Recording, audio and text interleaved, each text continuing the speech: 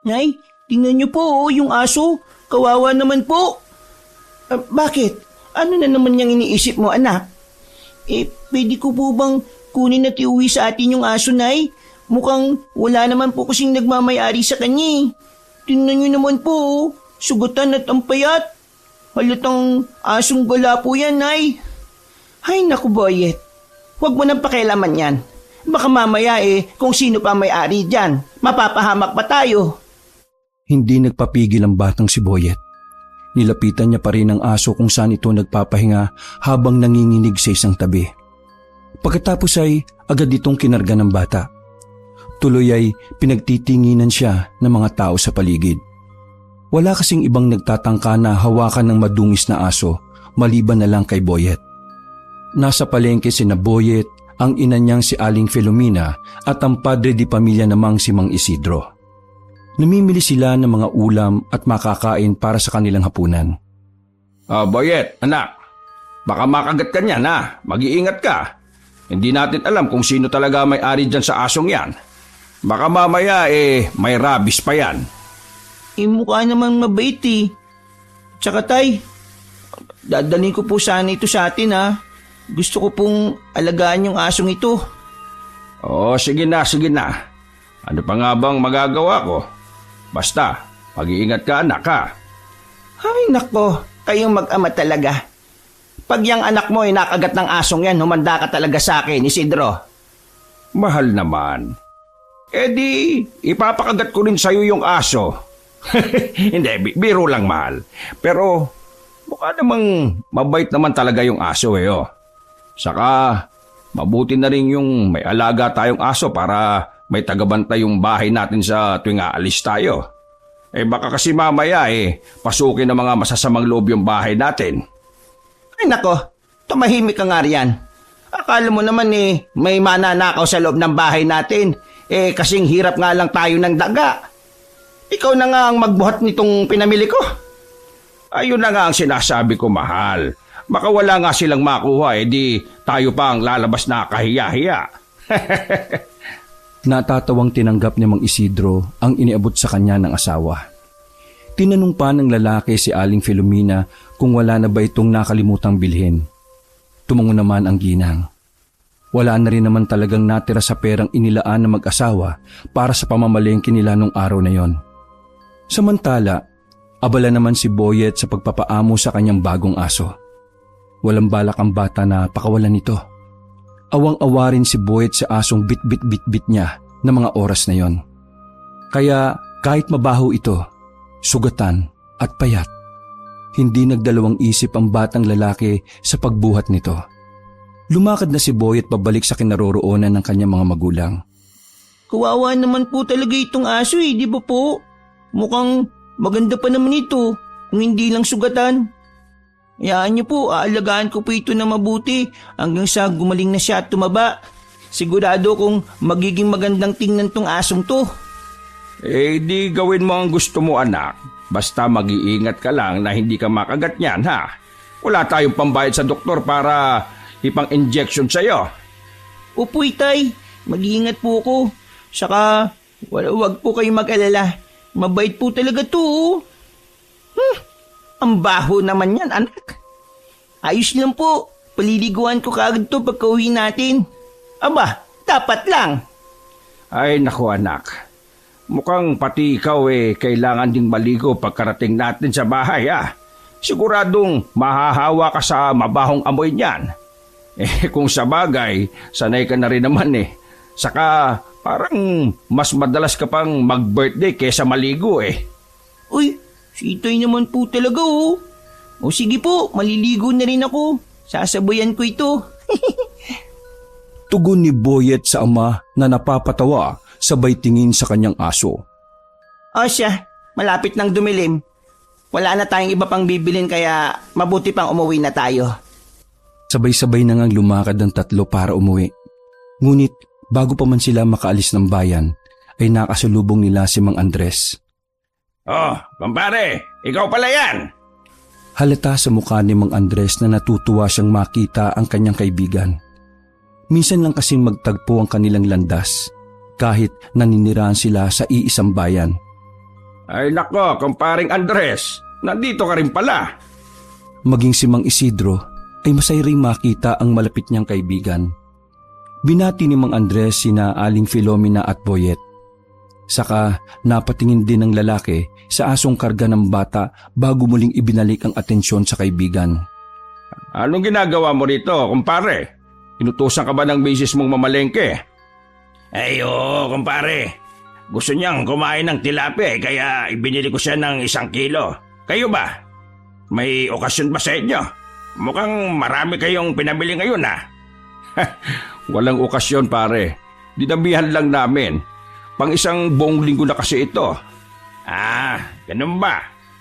Habang patuloy na nag-uusap ang dalawang magkaibigan, ay matyaga namang naghintay ang ginang na matapos ang usapan nila. Maging si Boyet ay naghihintay rin na matapos para makauwi na kaagad sila. Ay, siya nga pala, kumparing Isidro. Narinig mo na ba yung kumakalat na sabi-sabi rito sa bayan natin? Napukaw ang atensyon ni Aling Filomena sa tanong ni Mang Andres. Samantalang si Boyet ay patuloy lang na nakatutok sa aso. Ano bang sabi-sabi yung kumpare? Ay nako, mukhang wala kang ang nababalitaan. Ano nga ba yon? Tungkol ba yan sa panganay na anak ni Aling Pasing na nabuntis kahit minor de edad pa? Biglang sumabat si Aling Filomena. Hindi na kasi napigilan ng ginang na sumali sa usapan na magkaibigan. Hindi, kumare. Hindi yun. Siguro tungkol yun sa lalaking panganay na anak ng gobernador natin. Narinig kong tatakbo raw siya sa susunod na eleksyon at kakalabanin niya ang kanyang ama.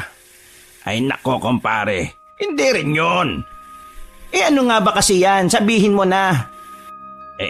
Mas malala itong narinig ko ngayon. Ano bang narinig mo, pare? Kasi, kumpare, may bagong nahawa raw na aswang ang nananalakay ngayon sa bayan. Ano? Totoo ba yan? Oo, kumare. Napalingon ng batang si Boyet nang marinig ang sinabi ni Mang Andres. Gusto sanang magtanong ng bata tungkol dito. Ngunit pinalaki siya ng kanyang mga magulang na hindi dapat makisali sa usapan na matatanda. Paano mo naman nasabi yan, kumpare? Ay nako, maniwala ka man o hindi. Pero ito talagang narinig ko sa mga sabi-sabi. Naniniwala rin akong totoo ito kasi noong nakaraang gabi, may nakita rin akong kakaibang nilalang sa labas ng bahay namin. Tinira pa yung mga alaga ko. Ay nako, kumpare, totoo ba talaga yan? Saka taga rito ba yung aswang na yan? Oo naman pare, totoo ito. At mukhang taga rito kasi kabisado niya yung lugar natin eh. Anong ibig mong sabihin? Sa ngayon kasi, mga buhay na hayop pa yung binibiktima niya. Halos lahat kami ng kapitbahay kong may hayop. Niloob ng aswang na yan. Kinakain niya yung laman loob. Nabiktima nga yung alaga kong aso nung nakaraan eh. Yon, gutay-gutay ang katawan ng aso ko at wala nang laman loob. Nako, kadiri naman yan. Napailing na lang si Mang Isidro sa ikinukwento ng kanyang kaibigan. Samantalang si Boyet naman ay nakakunot noong napatingin sa aso. Habang natatakot at nandidiri rin siya sa kanyang mga narinig. Maya-maya pa, napating na naman si Mang Andres sa asong karga ni Boyet. Boyet, iyo, sa inyo ba yung asong yan? Sasagot na sana si Boyet, ngunit naunaan siya ng kanyang ina. Ay nako, napulot niya lang yan kanina rin dyan sa tabi-tabi. Nako, ang daming sugat ng aso. Baka pinagtangkaan din ng aswang ang buhay niya na. Hindi naman po siguro. Ay nako, magagabi na pala. Paano ba yan? Mauna na ako sa inyo. Naghihintay na ang misis ko. Ay sige Andres, kumusta mo na lang ako kay kumare ha? Sige, mag-iingat kayo. Sige, ingat ka rin kumpare. Umuwi na nga ang pamilya ni Boyet. Naglalakad lang sila hanggang sa makarating sa munti nilang tahanan. Nagtaka si Boyet nang biglang tumahol ng tumahol ang aso pagkarating nila. Ngunit hindi lang tahol, umaalulong din ng aso na parabang may ibang nilalang ang nakapalibot sa kanilang bahay. Teka nga, ano bang problema ng asong ito? Tinangkang suwayin ng bata ang aso, ngunit hindi ito tumitigil. Hindi na lang din pinansin ni Boyet. Sa halip ay dinala na lang niya ulit yun sa labas upang paliguan. Nagsimula nang magluto si Aling Filomena para sa kanilang hapunan. Samantalang nagsisibak naman ng kahoy na panggatong si Mang Isidro. Marami na po palang tubig dito. Mabuti na lang at hindi pa naubos yung naipon kong tubig. May tubig ng ulan pa dito oh. Ito na lang yung ipapaligo ko sa iyo ah. Mahilig sa aso si Boyet. Kaya masaya siyang kausap ito na parabang naiintindihan siya ng aso. Biglang sumigaw si Aling Filomena mula sa kusina. Naalala kasi ng ginang na kailangan ding maligo ng anak niya at hindi siya sigurado kung may tubig pa sa labas. Hindi kasi sila nakapag-igib kanina. Boyet, anak! Sapat pa ba yung tubig dyan para panligo nyo ng aso mo? Opo, Nay. Sigurado ka? Opo, Nay. Baka kasi hindi magkasya yan. Unahin mo munang paliguan ng sarili mo. Pwede naman bukas na paliguan yung aso ron sa batis. Hindi na po, Nay. Marami pa pong tubig. O sige, ikaw nang bahala, anak.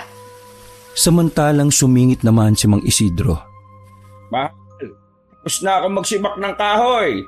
Gusto mo bang tulungan na kita dyan sa pagluluto mo? Ay naku, salamat naman, mahal.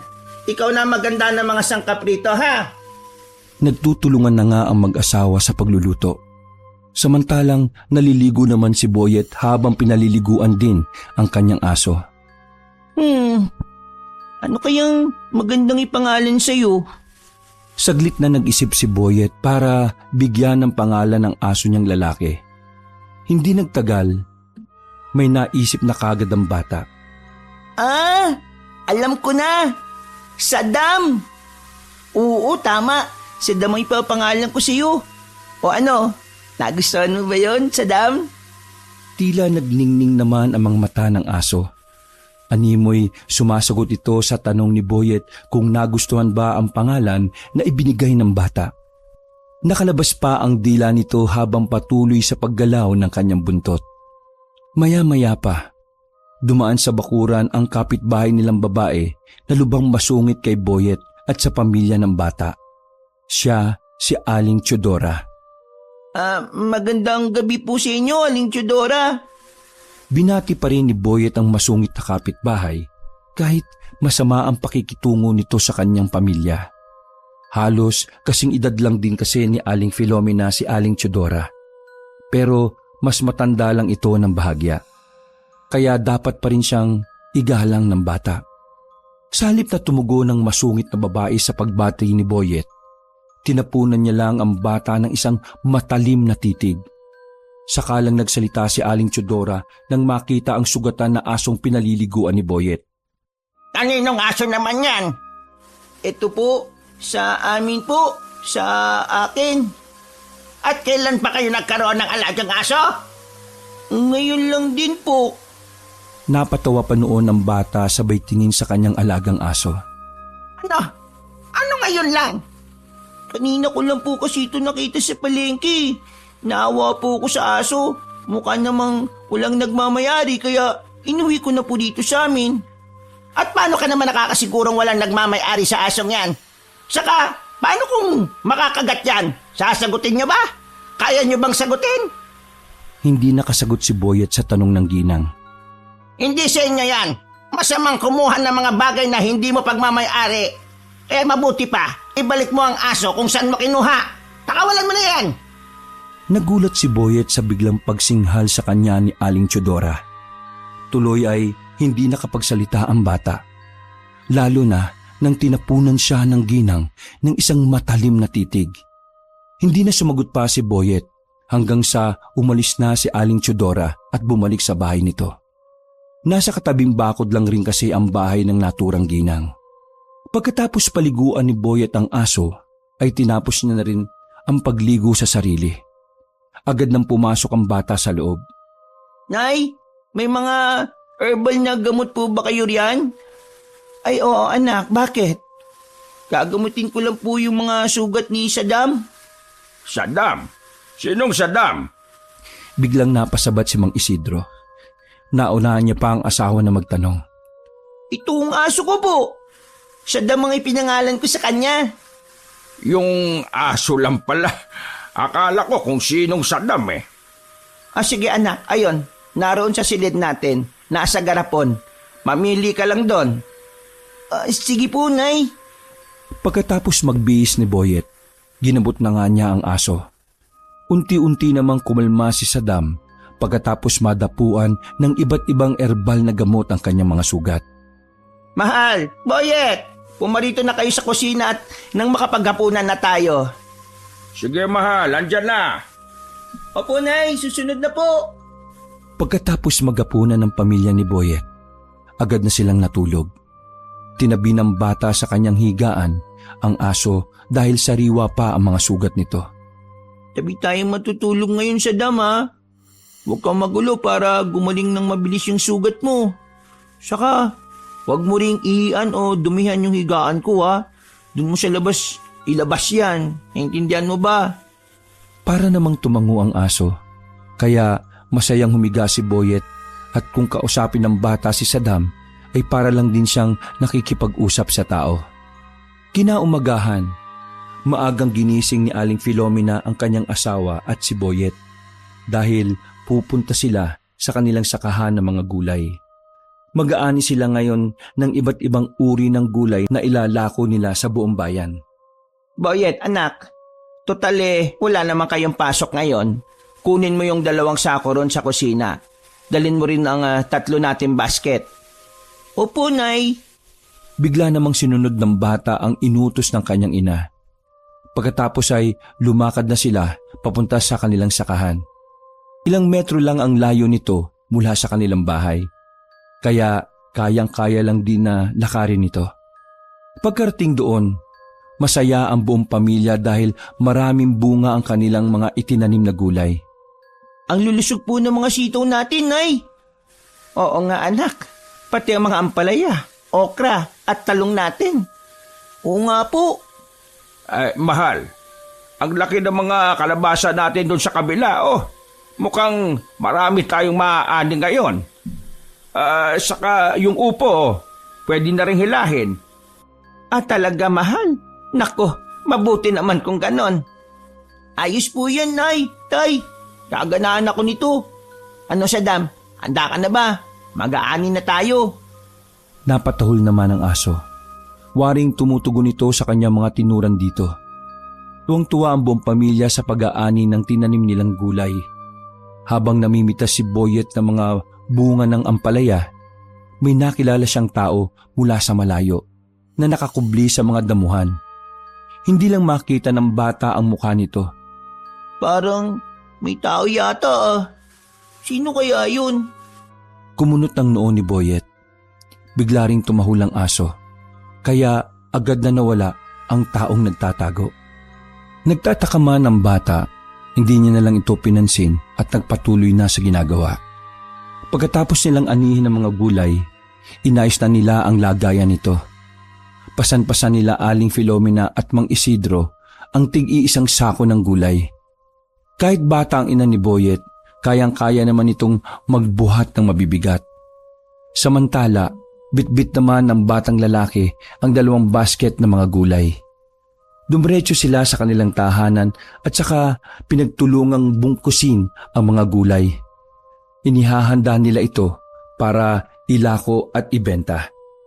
Tapos na po, Nay. Pwede na po itong ilako sa buong bayan. Anong natin? Hindi ka kasama, Boyet. Kami lang ng itay mo maglalako nito.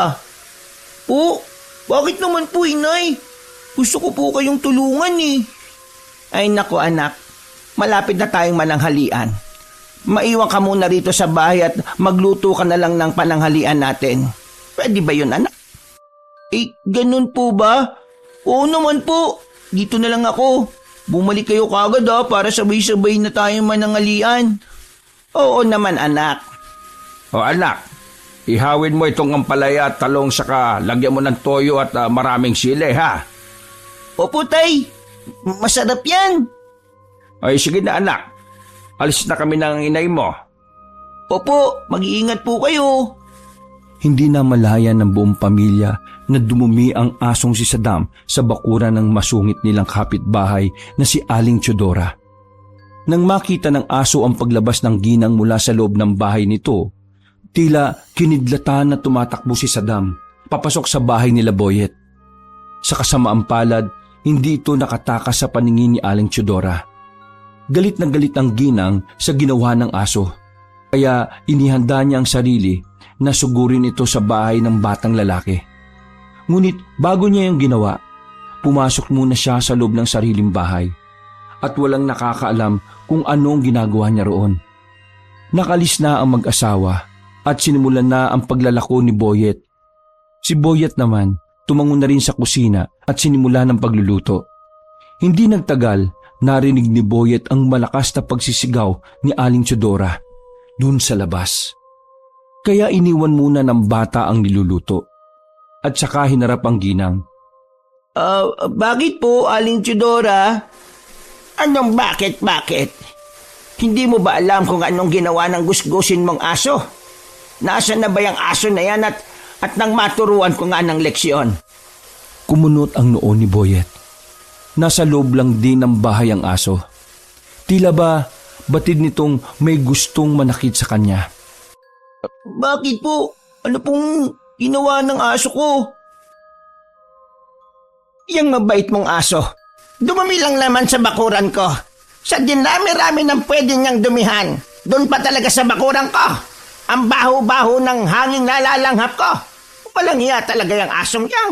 Napakahayop. Akin na nga dito yan at dudurugin ko yan. Naku, pasensya na po kayo. Ayan niyo po, dilinisin ko po yung mamaya. Anong mamaya pa? Aba, hindi ako makakapayag. Linisin mo ngayon yan. Kung hindi, imumudmud ko yung nguso ng aso mo sa sarili niyang dumi.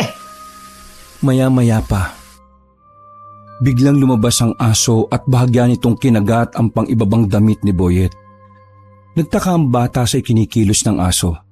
Ngunit noong napansin ni Boyet na hinihilas siya ni Saddam papasok sa kanilang bahay, naalala niyang may niluluto pala siya.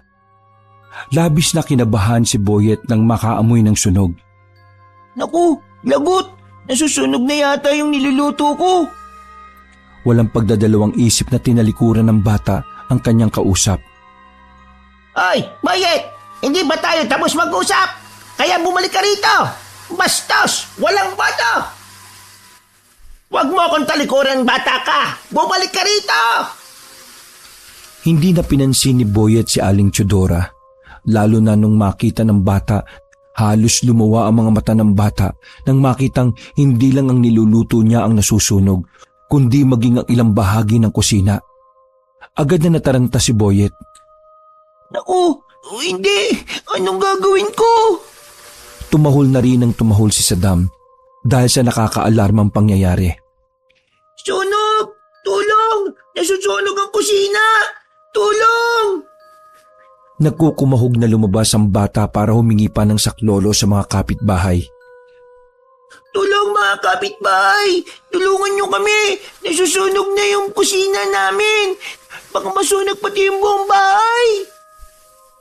Pagkatapos sumigaw ni Boyet, hindi na siya nakakilos pa. Sinubukan siyang hilahin ni Saddam palabas. Ngunit walang sapat na lakas ang aso para gawin ito. Boyet, iyo! Lumabas ka na! Kami nang bahala rito! Tulungan niyo kami rito! Magigib kayo ng maraming tubig! Ilabas niyo na muna si Boyet at ang aso!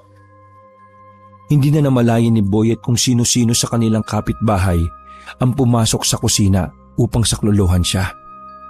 Pinagtulungan nilang sugpuin ang apoy habang patuloy pa rin nakatulala si Boyet na nanunood mula sa labas ng kanilang bakuran. Nasa tabi pa rin ng bata ang kanyang alagang aso. Tumabi kayo! Tabi! Ito na ang tubig! Akin na! Dagdagan nyo ba? Tawagin nyo yung ibang kapitbahay natin! Pare, dito naman! Lumalaki na apoy rito! Oh, ito ba? Nagtutulungan ng lahat para iligtas ang munting bahay nila Boyet na yari sa kahoy. Sa kabutihang palad, tagumpay na naapula ang apoy, kaya laking pasalamat ni Boyet sa mga tumulong sa kanya. Naiiyak pa rin ang bata dahil sa nangyari. Iyo, Nasaan ba yung mga magulang mo? Palis po sila eh. Ano ba nangyari, Boyet? Paano nagkasunog sa inyo? Anong pinagmula ng apoy? Nagluluto pa kasi ako ng ulam para sa panangalian namin. Ay nako, bakit naman ikaw ang nagluluto? Bata-bata mo pa. Marunong naman po akong magluto eh. Tinurungan ako ng nanay ko. Naku naman, hindi ka dapat iniiwan mag-isa sa kusina. Tingnan mo ang nangyari ngayon. Muntik ka nang mapahamak at muntik na rin masunog ang buong bahay ninyo. Kawawa naman kayo pag nangyari yon. Hindi nakasagot si Boyet. Muling naluha ang bata. Iniisip ni Boyet ang magiging reaksyon ng kanyang mga magulang pagka-uwi ng mga ito. O siya, iyo. Mag-iingat ka sa susunod, ha? Opo, maraming salamat po sa pagtulong ninyo. Nang masigurong ayos na ang lahat, ay isa-isa nang nag-uwian ng mga tao sa kani-kanilang mga bahay. Wala sa sariling nakatulala lamang si Boyet. Ngunit may kakaibang nakita ang bata. Naroon at nakangisi habang nakatayo sa labas ang masungit nilang kapitbahay na si Aling Teodora. Pagkatapos ay agad nang umalis ang naturang ginang saka pumasok sa bahay nito. Pagkalipas ng ilang minuto, nakauwi na rin ang mga magulang ni Boyet. Kung gaano kabilis sumakbang ang mga ito, ay ganoon namang kabilis ang pintig ng puso ng bata. Boyet, anak, ayos ka lang ba? May masakit ba sa'yo? Narinig ko sa kanto na nasunog daw ang kusina natin. Anong nangyari, anak? Tarantang-taranta si Aling Filomena dahil sa nangyari. Samantalang si Mang Isidro ay dumiretso naman sa kusina pagkatapos makitang ligtas ang kanyang nag-iisang anak na lalaki. Inay, patawarin niyo po ako ha. Hindi ko po sinasadya eh. Patawad po. Lalong umiyak si Boyet. Kumagulgul na nga ang bata at parang hindi alam ang kanyang gagawin. Shh! Tahan na anak. Huwag ka nang umiyak. Pero nay, nasunog ko po yung kusina natin eh. Hayaan mo na anak. Ang mahalaga, hindi ka napahamak. Hindi na po kayo nagagalit sa akin, nay. Anak, kahit magalit pa ako, hindi na nito mababago ang nangyari. Wala nang saysay kahit ilabas ko pa ang pagkadismaya ko sa nangyari. Pasensya na po talaga, nay, ha? Oh, wag mo nang isipin yun, anak. Ang mabuti pa, bumili ka na lang ng tinapay doon kay Aling Pasing at nang may makain tayo. Sige po. Binigay ni Aling Filomena kay Boyet ang kaunting salapi para bumili ng tinapay. Mabilis namang nakabalik si Boyet. Pinagsaluhan ng 3 ang nabilang tinapay at hindi na pinagalitan ang bata upang hindi na ito lalong malungkot. Pagkatapos nitong kumain, agad na kumilos ang buong pamilya upang ayusin ang kanilang bahay. Nagbubungkal ng lupa si Mang Isidro upang hakutin ito at magawa agad ang bagong paglulutuan. Boyet, anak. Simulan mo na ang pag-aakot ng lupa mula sa likuran ng bahay natin, na. Kahit kaunti lang, basta kung ano yung makakaya mo. Dito mo ibuhos sa dati nating kusina at ako na ang bahala. Sige po, tay. Kaunti lang ang hakutin mo, ha? Gamitin mo yung maliit nating balde. Yung kaya mo lang mabuhat. Opo. Pupunta muna ako sa kagubatan para mamutol ng puno. Gagawa tayo ng paglulutuan natin kahit pansamantala lang. Pagka-uwi ko, ako nang tatapos ng pag-ahakot nitong lupa. Mahal. Lilinisin ko naman itong tira-tira ng nasunog, ha? Sige, mahal. Mag-iingat ka, ha? Baka may pako riyan.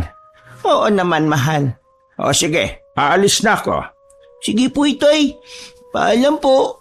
Mag-iingat kayo. Umalis na nga si Mang Isidro. Sinimulan naman ni Boyet ang paghahakot ng lupa. Kahit paunti-unti lang. Samantalang nililinisan naman ni Aling Filomena ang mga abo at iba pang dumi ng dati nilang kusina. Sanhi ng sunog. Nagtutulungan ng buong pamilya na ayusin ang kanilang tahanan imbis na pagalitan at sisihin ng anak dahil sa kababayaan nito. Aminado rin naman sina Aling Filomena at Mang Isidro na may kasalanan din sila kahit papaano. Kasi iniwan nilang mag-isa si Boyet sa bahay at pinagluto pa talaga. Gayong sobrang bata pa naman ng kanilang anak. Habang abala sila sa sariling ginagawa, may mga kapitbahay naman ang biglang dumating at sumugod kay Aling Filomena. Nangunguna na si Aling Teodora dito. Ang iba ay tila nakaamoy ng gulo, kaya agarang lumabas ng lungga at nakichismis. Ay, ikaw, Filomena! Pagsabihan mo paminsan-minsan ng katangahan ng anak mo, ha? Dahil sa kanya, muntik ding nasunog yung pamamahay ko. Ay, nako, aanga-anga kasi masyado. Kung saan-saan lumilipad ang isip. Nagulat naman si Aling Filomena sa inasal ng kapitbahay. Ganun pa man, pinili niyang magpakumbaba. Naku po, Aling Teodora, pasensya na po kayo. Hindi na po mauulit yun. Abay talagang hindi na mauulit. Kasi kung mauulit pa at nadamay talaga ang bahay ko, ay nako, sinasabi ko sa iyo, hindi ko talaga kayo titigilan pag nagkataon. Mabuti na lang talaga. O sige po, pasensya na po talaga kayo. Sa susunod ha, mag-isip naman kayo. Gamitin nyo yung kinakalawan nyong utak. Bantayan nyo yung walang kwenta nyong anak para hindi kayo makapangdamay ng iba. Mabuti sana kung kayo lang ang mapapahamak, magiging masaya pa ako. Marami pang sinabing masasakit na salita ang matanda. Subalit, hindi na kumibo pa si Aling Filomena upang maiwasan ang gulo. Aminado na rin kasi siyang may kapabayaan rin ng kanyang anak, maging sila ng kanyang asawa. Dahil sa nagtiwala sila masyado sa kanilang anak para magluto. Mabuti na lamang at inawat na ng isa pa nilang kapitbahay ang nagpupuyos na ale. Kaya pumasok na rin ito sa loob ng kanyang bahay. Samantala, nakabalik na rin mula sa kakahuyan si Mang Isidro. Dala niya ang kakailanganing mga kahoy para sa pagpapanday. Si Boyet din ay marami nang nahakot na lupa. Ngunit hindi pa ito sapat kaya tinapos na ng kanyang ama ang paghakot. Hindi nagtagal, nakagawa agad sila ng pansamantalang papatungan ng mga kaldero, kawali at iba pang kagamitan sa pagluluto. Pagsapit ng gabi, nagluto si Aling Filomena ng kanilang hapunan. Tumulong sa pagluluto si Boyet. Paging ang aso ay nakamasid sa lahat ng kanilang ginagawa na parang gusto nitong tumulong. Nay, ako na po magbabalat ng bawang. Iiwain ko na rin itong daon ng sibuyas. Sige anak, maraming salamat. Magpapakulo na ako ng tubig, mahal. Ay sige mahal, huwag mong masyadong damihan ha. Ay, oo naman. Hindi na binanggit pa ni Aling Filomena ang tungkol sa panunugod sa kanya kanina ni Aling Teodora. Inilihim na lang ito ng ginang para wala ng gulo. Ayaw kasi ni Mang Isidro na ginaganito ang kanyang asawa. Kahit babae ang kalaban nito, tsak na malalagot siya sa ama ni Boyet pag nagkataong naalaman nito ang nangyari. Habang naghiwa si Boyet, may napansin siyang kakaiba sa labas. Nakita ito ng bata mula sa bintana nilang bahagya pang nakabukas. Sino naman kaya yung nakatayo dyan at tumitingin sa amin? Bumulong lang si Boyet upang hindi marinig ng kanyang mga magulang. Tinititigan ito ng mabuti ni Boyet. Ngunit hindi niya masyadong makita dahil madilim na rin naman sa labas. Napansin ng bata na lagi siyang sinusundan nito. Ang huli niyang naalala ay sasaka nila ng mga gulay. Kinakabahan na rin si Boyet sa nilalang na ito. Kaya gusto niyang malaman kung ano o sino nga ba ang laging sumusunod at nagmamasid sa kanya. Dahil sa labis na pagtataka, nagdesisyon si Boyet na lumabas upang tingnan ito. Nay? Tay? Lalabas po muna ako saglit ha. O anak, bakit naman? Gabi na. May titingnan lang po ko. Babalik din po ako kagad. Ano naman ang titingnan mo, Boyet? Wala lang po tay. Sandali lang naman po eh. Huwag kang lalayo, ha? Alam mo na may kumakalat na balita ngayon tungkol sa mga aswang. Tay naman tinatakot niyo lang ako eh. Aba hindi. Hindi kita tinatakot, anak. pinapaalalahanan lang kita dahil baka nakakalimutan mo yung sinabi sa atin ng kumpare kong si Andres. Hindi naman po, pero mga hayop lang naman yung kinakain ng bagong aswang na yun kung sakali. Ay naku anak, mas mabuti na yung mag-iingat tayo.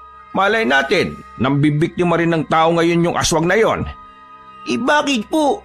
May kumalat na po bang balita tungkol dun? Na tao yung biniktima? Wala naman siya ngayon, pero posibleng mangyari.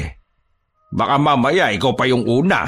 Tayo naman Ay nako, tumigil na nga kayong dalawa. Kung ano-anong pinag-uusapan nyo Pati ako natatakot Sige na, anak. Bilisan mong kumilos dyan. Bata ka talaga Lumabas na nga ng bahay si Boyet. Kasama niya si Saddam. Pinanunood naman sila ni Mang Isidro mula sa bintana upang bantayan ang kanyang anak. Maya-maya pa, biglang tumahol si Saddam. Saddam, nakikita mo ba yung nakikita ko? Matagal na tayong sinusundan yan Hindi ko lang matsyempong lapitan kasi nawawala ng mabilis pag nalata niyang napansin ko siya Dahan-dahang naglakad si Boyet palapit sa nilalang na nakamatsid sa kanila. Ngunit sa isang iglap lang ay bigla na naman itong naglaho. Dismayadong bumalik ang bata sa loob. Oh, ano na anak? Ano man tinitingnan mo ron? Wala po, tay. Anong wala? May napansin lang po kasi akong itim na nilalang na laging nakasunod sa akin Hindi ko naman malapitan dahil mabilis tumakas. Dahil sa sinabi ng bata, nagkatinginan na lang ng ilang segundo ang mag-asawa. Wag mo na ulit tatangkaing lapitan yan, anak Po, bakit naman po? Basta anak, huwag ka nang magtanong. Gawin mo na lang ang sinabi ng inay mo. Nakakunot ang noo ni Boyet dahil sa pagtataka. Ngunit wala na siyang ibang nagawa dahil hindi mapipilit na pagsalitain sila Aling Filomena at Mang Isidro. Maaga silang nakatulog nung gabing yun pagkatapos nilang magapunan. Kinabukasan, nagpaalam si Boyet sa kanyang mga magulang na ipapasyal niya si Saddam sa buong bayan. Pumayag naman ang mag-asawa, ngunit binalaan si Boyet ng kanyang ina't ama na huwag pumunta sa lugar kung saan kaunti lang ang tao at lalong huwag pupunta sa kakahuyan. Ngunit sa kabila ng habiling ito, lihim na nagdala si Boyet ng isang laruan na tirador. Balak kasi ng bata na manghuli ng mga ibon at tirador ang kanyang gagamitin. Habang namamasyal, tinuruan ng bata ang kanyang aso kung paano maging matalino. Ang unang itinuro ng bata ay ang pagtapon ng maliit na sanga ng kahoy at saka ito kukunin at ibabalik ng aso sa kanya gamit ang bibig. Ayan, Saddam, kunin mo. Dalhin mo sa akin ulit yung kahoy. Agad namang kinuha ni Saddam at ibinalik kay Boyet ang maliit na sanga ng kahoy. Naku, ang galing mo naman. Sige nga, isa pa. Ginawa ulit ni Saddam ang gustong mangyari ng bata. Paulit-ulit nila itong ginagawa hanggang sa nagsawa si Boyet. Ayan, marunong ka na siguro ngayong manghuli ng ibon. Alika, Saddam, tulungan mo ako manghuli. Pumunta si Boyet sa kakahuyan. Agad siyang naghanap ng mga ibon na pwedeng ulamin.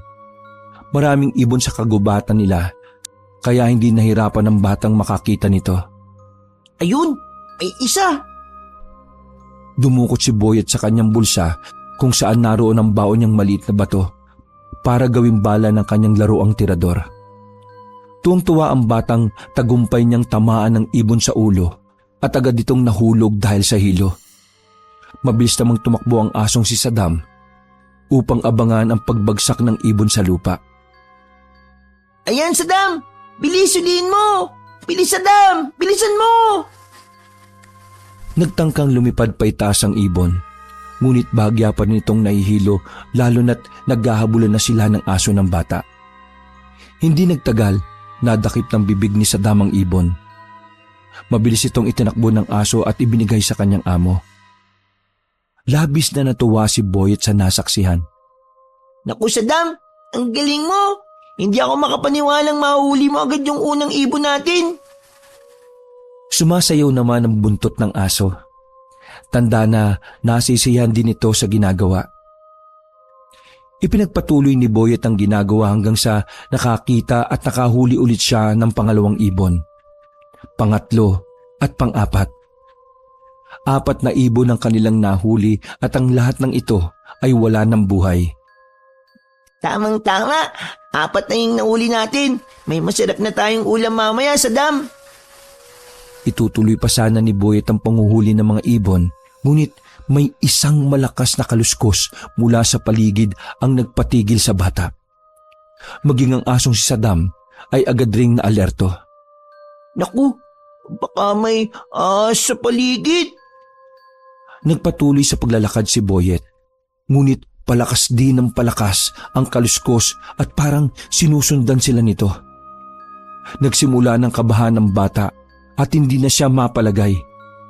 Paglingon ni Boyet, nakita na naman niya ang nilalang na nakaitim, ngunit mabilis itong nagtago sa mga damuhan. Hindi alam ng bata kung tatakbo ba siya palayo o lalapitan ng nilalang at aalamin kung ano o sino yon. Sino yan? May tao ba yan? Lumabas ka dyan. Alam kong nandyan ka. Nilalabanan na ni Boyet ang kanyang kaba. Kahit ang alaga niyang aso, parang takot ding puntahan ang nagtatagong nilalang.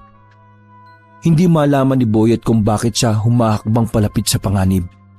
Para siyang kinokontrol ng kung anumang masamang elemento at pinagtaksilan ng kanyang mga paa. Hindi nagtagal, bumungad sa paningin ni Boyet ang isang babaeng napakapangit ang muka at may mahabang buhok. Isang aswang ang nasaksihan ni Boyet.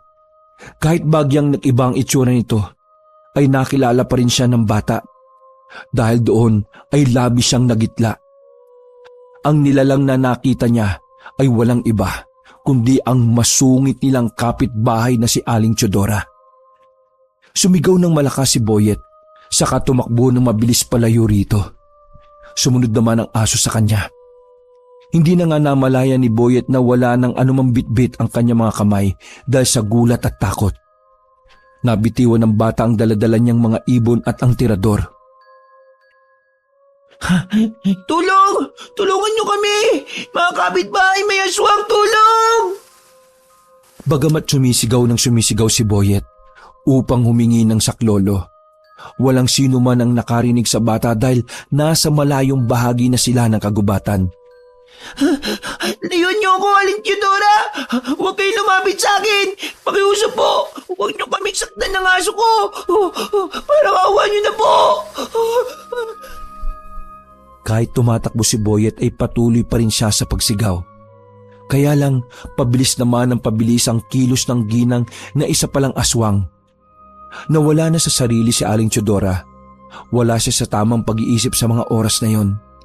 Hindi naisip ng ginang na kung sakaling makatakas si Boyet ay maaring malaman ng buong bayan na si Aling Teodora ang aswang. Ang gusto lang gawin ng ginang ngayon ay matugunan ng kanyang pagkagutom. Gusto niyang kumain, hayop man o tao. Saklolo! Saklolo! Inaabol kami ng aswang! Tulong! Tulungan niyo po ako! Tulong!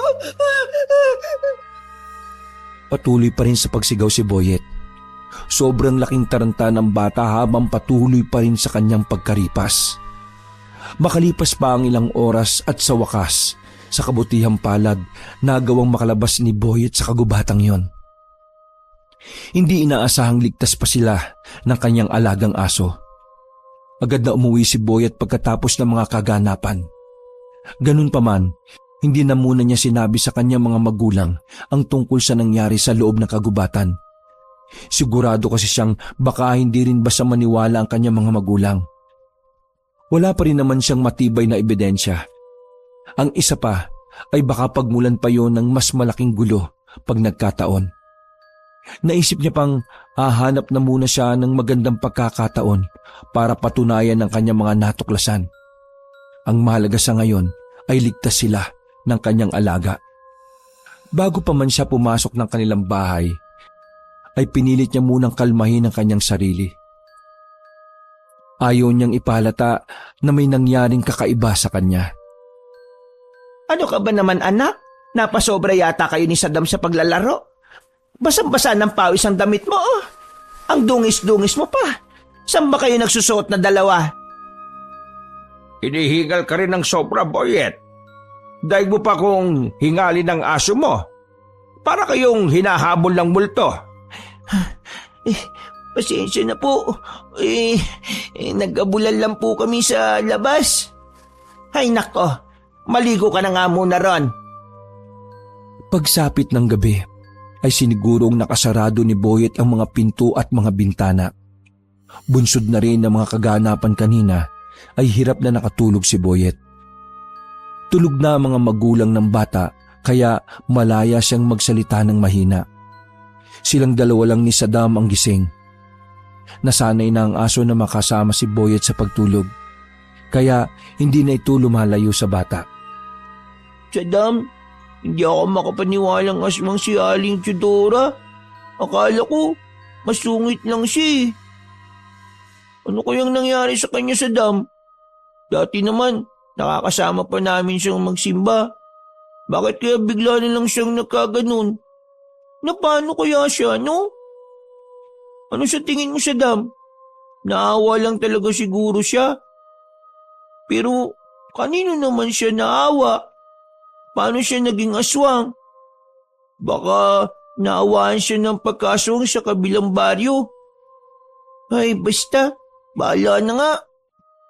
Napakaraming tanong ang gumugulo sa utak ni Boyet hanggang sa hindi niya namalayang nakatulog na rin siya pagkalipas ng ilang oras.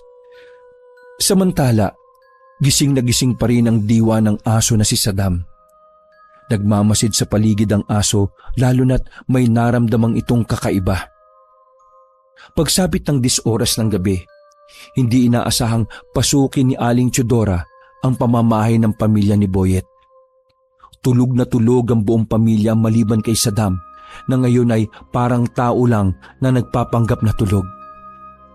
Gayunpaman, walang balak ang asong ito na hayaan si Aling Chudora na gawin kung anuman ang binabalak ng ginang laban sa pamilya. Para bang naghihintay lang si Saddam kung anong gagawin ni Aling Chudora, saka susugod ang aso sa kanya. Mabuti na lamang at bagong kain pa lang ng buhay na kambing si Aling Chudora bago pa siya pumaroon. Ang tanging sadya na lamang talaga niya ng mga oras na yon ay ang agimat na tangan ng pamilya ni Boyet. Batid kasi niyang may bagay na nagbibigay swerte sa kanila.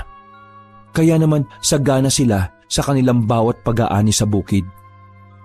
Makalipas lang ang ilang sandali, natuntun na nga niya ang agimat na pampaswerte na alam niyang pampaswerte nila. Nang patakas na sana siya, ay laking gulat na lamang niya nang daluhungin siya ng asong si Saddam. Ni hindi man lang ito tumahol sa kanya, bagkus ay isang malakas na kagat ang pinakawalan nito. Dahilan para mapahiyaw siya sa matinding sakit at galit. Susubukan pa sana nitong atakihin ng aso, subalit bigla na lang itong sumuot sa ilalim ng bahay at saka nagtago.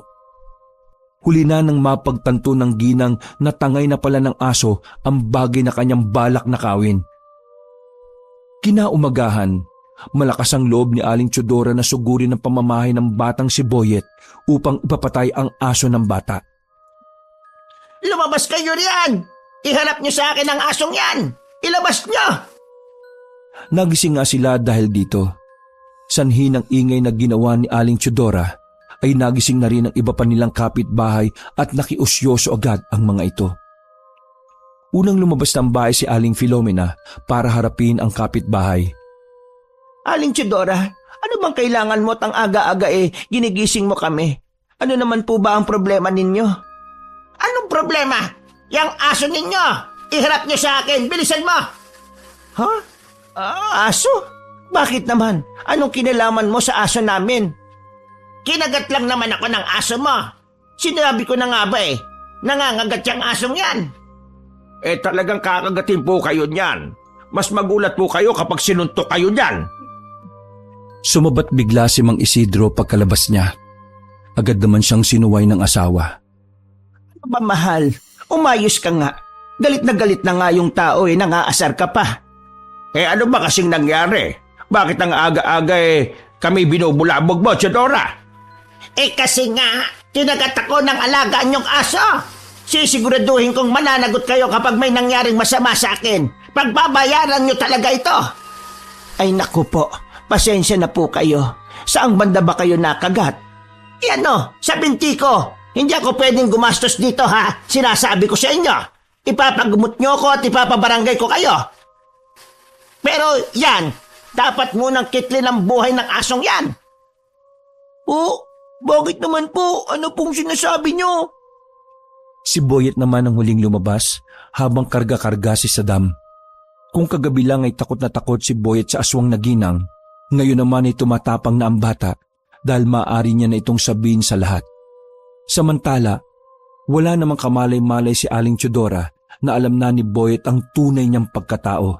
Kasi nga, wala sa sarili si Aling Chidora nung sinugod niya ang bata sa gubat. Nag-iiba kasi ang paningin at pakiramdam ng ginang nun. Mabuti naman at nagising ka na, Boyet. Bakit po ba? Ano po bang problema? Gusto kong tapusin na yung buhay ng asong yan. Ano po? Bakit po, Aling Chidora? Kasi nga, kinagat niya ako. Kahit sino sa mga kapitbahay natin ang tanungin mo. Alam kong papayag sila sa gusto kong mangyari dahil ayaw rin nila na makagat sila ng asong yan. Ay, oo. Delikado naman pala ang asong yan. Nakita nyo? Nangangagat? Paano kung kami pa ang mapano niyan? Sasagutin nyo rin ba kami?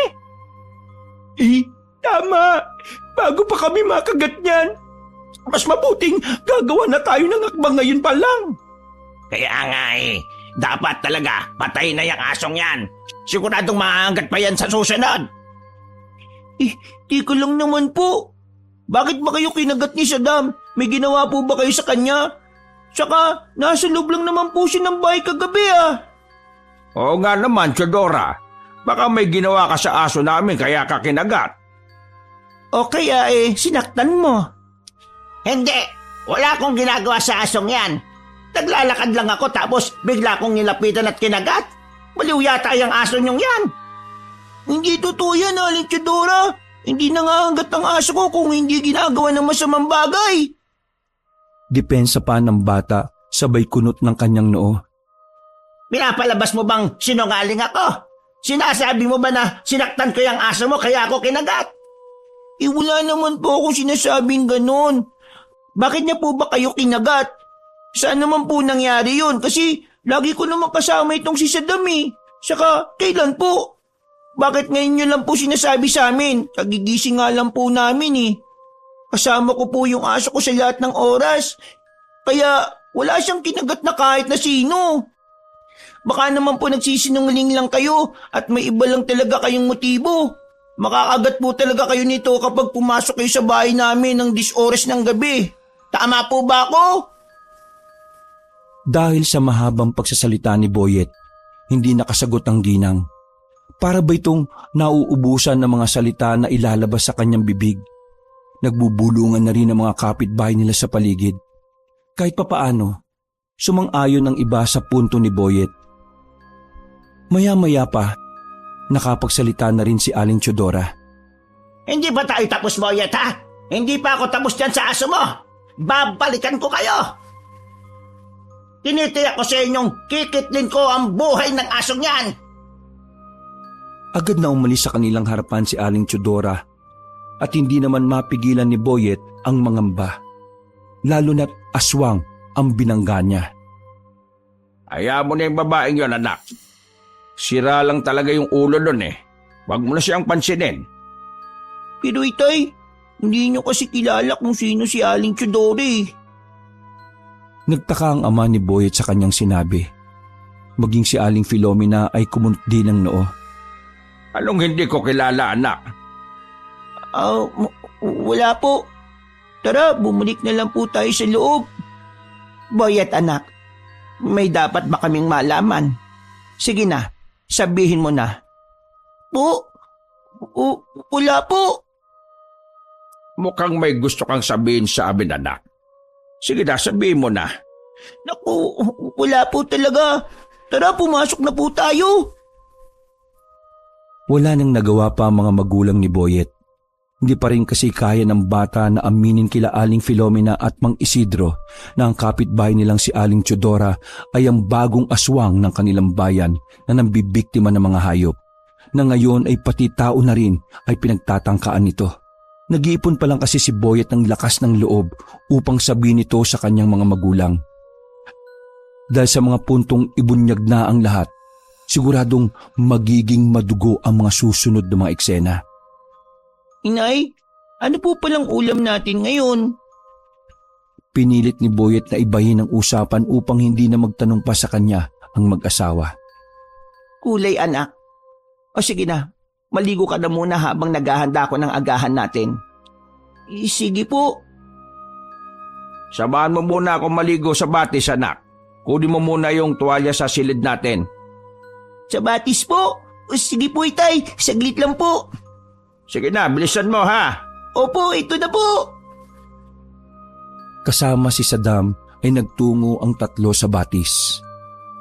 Malamig ang tubig kaya hindi na nagawa pang lumusong ng aso. Nanood na lamang ito sa mag-ama habang sila ay naliligo. Matapos yon ay agad na silang umuwi sa kanilang bahay. Nadatnan nilang nakahain na ang kanilang pagkain, kaya naman sabay-sabay na silang naupo para mag-almusal. Habang nag-aalmusal ay napansin ng ginang na tila tahimik lamang si Boyet. Para bang may iniisip itong bagay na gumugulo sa kanyang isipan. Kaya bago muling sumubo ay napatanong siya sa bata. Anak, bakit ka pa kanina nakatulala dyan? Kung may problema ka, sabihin mo lang sa amin. Wala po naman, Nay. Naalala ko lang po yung nangyari kanina. Galit na galit po kasi si Aling Teodora. Saka, paano po siya nakagat ni Saddam kagabi? Di ba, kasama ko po siya sa kwarto kagabi? Bigla namang natigilan ng mag-asawa.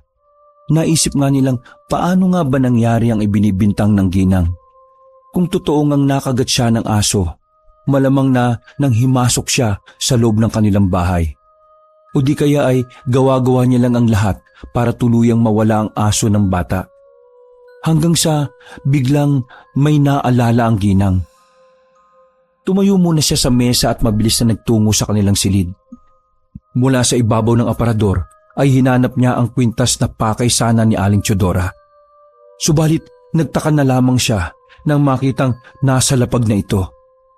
Sa halip na mag-alala ay kinuha niya na lamang ito at isinilid sa kanyang bulsa. Dati na kasing gusto ni Aling Teodora ang bagay na yon. Pilit niya itong hinihingi sa ginang subalit ito na lamang kasi ang alaala ng namayapang ina ni Aling Filomena. Sa totoo lang naman, hindi naman talaga ito agimat na pampaswerte. Alaga lang talaga na mag-asawa ang kanilang lupain kaya sadya itong mataba. Ang isa pa ay nagsisikap silang maigi para mapalago ang lahat ng kanilang mga tanim.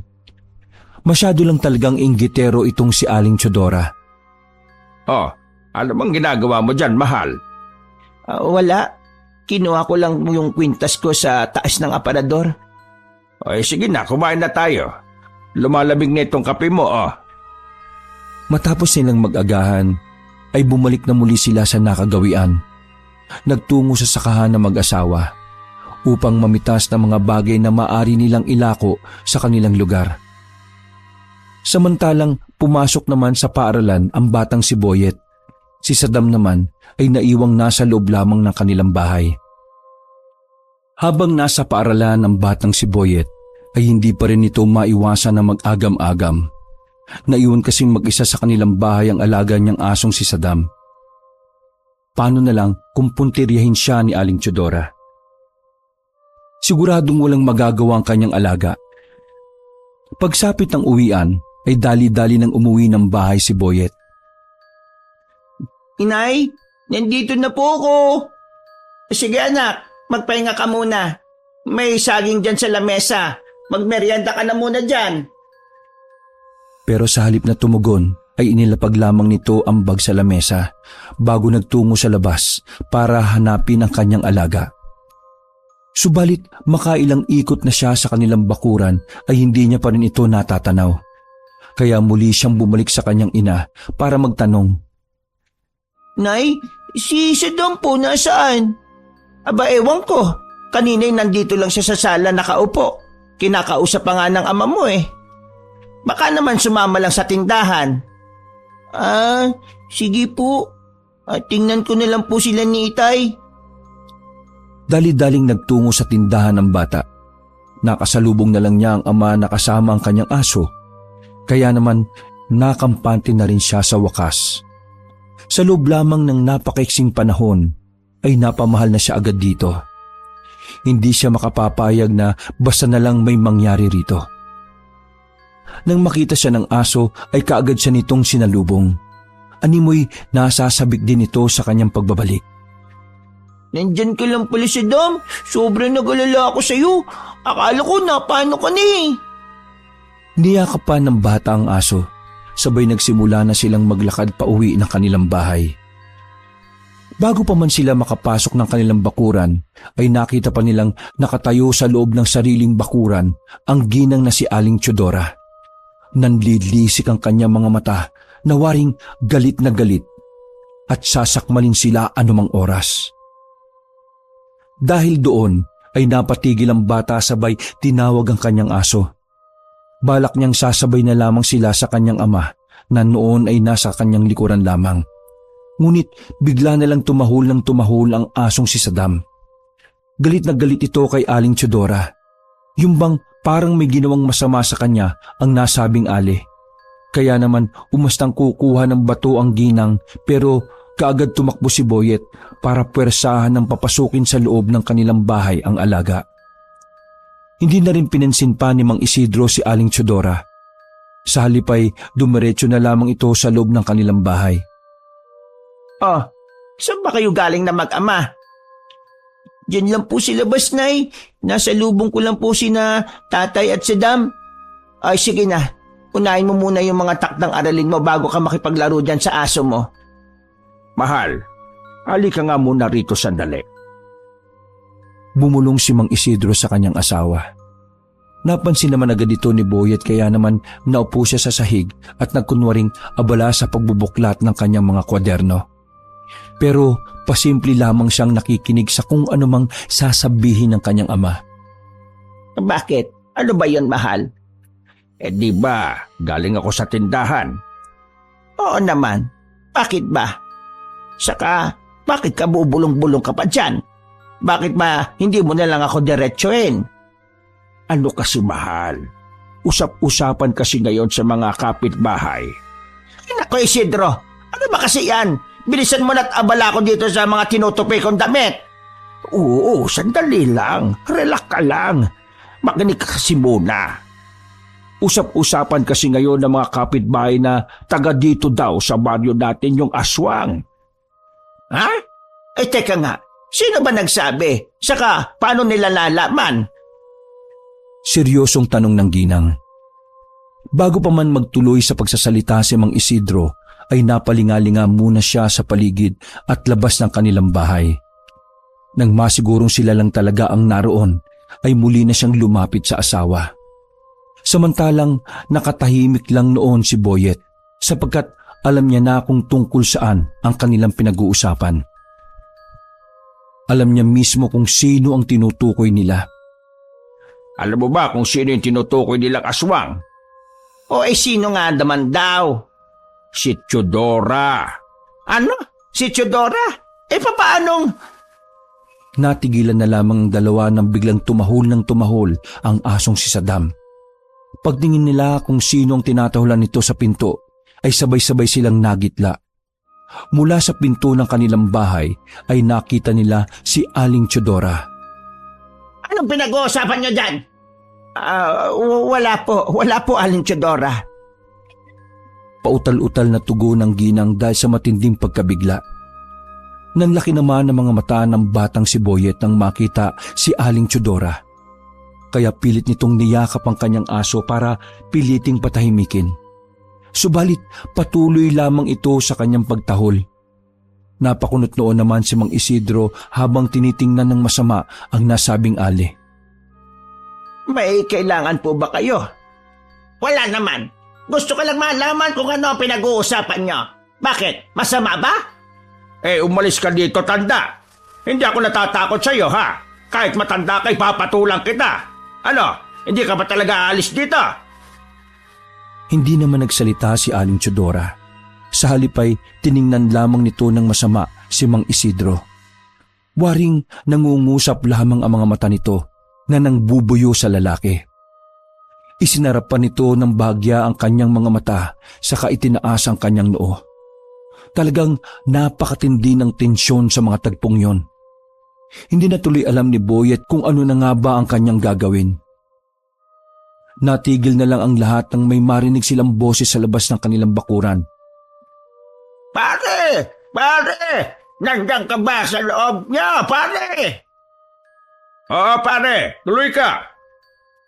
Dali-dali namang naglakad pa uwi ng bahay si Aling Teodora.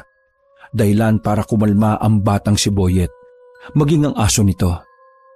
Nakahinga rin ng maluwag si Aling Filomena. Bakit? Pare, anong ginagawa ni Teodora dito sa inyo? Abay, hindi nga rin namin alam pare. Nag-uusap lang kami ng kumpare mo tapos bigla na lang tumayo dyan at nagpipilit na sabihin sa kanya ang pinag-uusapan namin. Para bang alam na alam niya siya yung pinag-uusapan namin. Alam niyo naman kasi yung usap-usapan, hindi ba? Malamang na alam na niya ang pinag-uusapan ninyo. Ay, siya nga pala, pare. Bakit ka nga ba naparito? Hiramin ko lang sana yung isa niyong itak. Hindi pa kasi binabalik ng kapatid kong si Ruben yung itak ko. Ilang araw na yun sa kanya eh. Paano kung kami naman ang aswangin ni Teodora mamaya? Yun ba, pare? Ay, sige. Ipapahiram ko sa iyo yung isang itak namin. Total, dalawa naman ito. Sandali lang at kukunin ko lang sa kusina, ha? Bayet, ingatan mong maigi ang aso mo. Mukhang galit na galit dyan si Tanda. Opo, Mang Goryo. Hindi ko po pababayaan itong si Saddam. Sabay himas nito sa ulo ng kanyang aso. Kaya naman dinilaan siya nito sa kanyang pisngi. Sa ganoong paraan ay bahagyang nalimutan ni Boyet ang kanyang takot. Pagkaabot ng itak ay kaagad namang umuwi na si Mang Goryo. Dahil sa nagsisimula na rin magdilim ay maaga nang nagapunan ng tatlo. Matapos kumain ay nagpahinga muna sila sandali bago pumasok sa kanilang mga kwarto. Nakaiga lamang noon sa papagambatang si Boyet. Pilit niyang ipinipikit ang kanyang mga mata para makatulog na. Pero kahit anong pilit niya ay hindi niya magawa. Mas nangingibabaw kasi ang takot sa kanyang isipan. Ano, Saddam? Takot ka rin ba? Huwag mo kong iiwan dito, ha? Pilit na kinakausap na lamang ng bata ang kanyang aso. Samantalang nakatingin lamang ito sa kanya na parabang nakikinig lamang. Kaya niyakap na lang ni Boyet ang kanyang aso, sabay nagtalukbong ng kumot. Hinihiling niya sana ay mag-umaga na. Ilang sandali pa lang ang nakakalipas nang biglang tumahol ang asong si Saddam. Dahilan para mapaupo ang bata. Dito ay sinubukan niyang talasan ang kanyang pakiramdam. Hanggang sa marinig na lang niya ang mga kaluskos sa loob ng kanilang bakuran. Bunsod noon ay nanlaki ang kanyang mga mata. Batid niyang merong kung sino man ang nasa labas. Kaya naman napayakap na lamang siya sa kanyang aso na noon ay wala pa ring tigil sa kakatahol. Sa hindi maipaliwanag na dahilan, ay naisip na lang na dumungo ni Boyet sa mga siwang ng dingding. Labis na lang ang kanyang naging pagkabigla sa kanyang mga nakita. Mula sa isang banda ay nakita niya ang aswang na si Aling Teodora. Sobrang kahindik-hindik ang itsura nito. Kulubot ang kanyang muka habang nandilisik ang kanyang mga mata. Wala ring humpay sa paglalaway ang kanyang bibig na puno ng matatalas na pangil. Ang kanyang balat naman ay kulay itim na nangingintab sa langis. Tila napako lamang ang bata dahil sa kanyang mga nakita. Kaya naman kagad siyang napapikit at nagsimulang umusal ng panalangin. Lord, Huwag niyo po kaming pababayaan. Iligtas niyo po kami. Tulungan niyo po kami. Nay, Tay, may aswang po sa labas. Gumising po kayo. Nay, Tay. Gustuhin man niyang sumigaw para tawagin ang kanyang ama, ay mas nababahala siyang baka mas lalo niya pang matawag ng atensyon ng nasabing nilalang. Sa muli pang pagkakataon ay sinubukan niya pang muli ang marahang pagsilip. Ngunit ganun na lang ang kanyang pagtataka nang hindi niya na matanaw ang ali. Ha? Saddam! Wag! Saddam! Hindi na napigilan pang magsisigaw ng bata matapos kumaripas ang kanyang alagang aso. Dahil na rin sa nagawang ingay ay hindi na siya nagdalawang isip na magtungo sa silid ng kanyang mga magulang. Nay! Nay! Tay! Gumising na po kayo! May aswang po sa labas! Nay! Tay! Taranta at nag-aapurang tinig ng bata. Subalit kahit anong lakas ng sigaw at pagkalabog niya sa pinto ay hindi man lang nagigising ang kanyang mga magulang. Wala siyang kaalam-alam na napasailalim na pala sa pamako ng aswang ang kanyang mga magulang. Samantala, wala pa ring tigil sa kakatahulang asong si Saddam. Naroon lamang itong nakatutok sa pinto sa kanilang sala. Dahil doon ay wala nang magawa si Boyet. Kailangan niyang lakasan ang kanyang loob. Kailangan niyang lumaban dahil kung sakaling tuluyan silang mapasok ni Aling Chodora, ay tiyak na hindi pa rin magigising ang kanyang mga magulang. Bagay na pag nagkataon ay siguradong uubusin sila ng galit na nilalang. Mabilis na nagtungo ang bata sa kanilang kusina.